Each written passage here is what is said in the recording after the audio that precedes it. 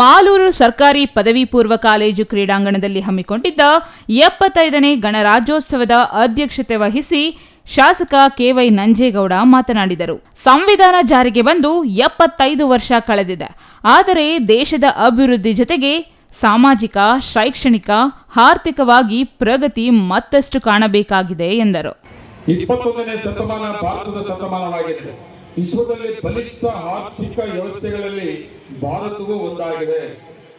ಭಾರತದ ಯುವ ಶಕ್ತಿಯಿಂದ ತುಂಬಿದ ಯುವ ಭಾರತ, ವಿಕಾಸದ ಭಾರತ, ವೈವಿಧ್ಯತೆ ಏಕತೆ ಭಾರತವಾಗಿದೆ. ಅದರಿಂದ ಹಿರಿಯರ ಹಾದಿಯಲ್ಲಿ ಹೆಜ್ಜೆ ಹಾಕುತ್ತಾ ಸದೃಢ ಸಮರ್ಥ ಸಾಮರ್ಥ್ಯ ಭಾರತ ನಿರ್ಮಾಣಕ್ಕೆ ನಾವೆಲ್ಲರೂ ಶ್ರಮಿಸೋಣ ಎಂದು ಆಶಿಸುತ್ತೇನೆ.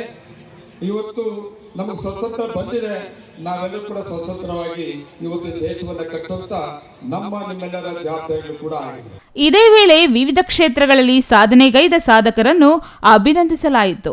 ಪೊಲೀಸ್ ಇಲಾಖೆಯ ತೆರೆದ ಜೀಪಿನಲ್ಲಿ ಶಾಸಕ KY Nanjegowda, tahsildar K Ramesh, police inspector Vasanth, ಪಥಸಂಚಲನ ತಂಡಗಳಿಂದ ಧ್ವಜವಂದನೆ ಸ್ವೀಕರಿಸಿದರು. Grade 2 tahsildar Hariprasad, taluk panchayat EO Krishnappa, V Munegowda, T Venkataswamy, BEO Chandrakala, Jayanthi, Shanmukhaiah, Shivakumar ಮತ್ತಿತರರು ಹಾಜರಿದ್ದರು.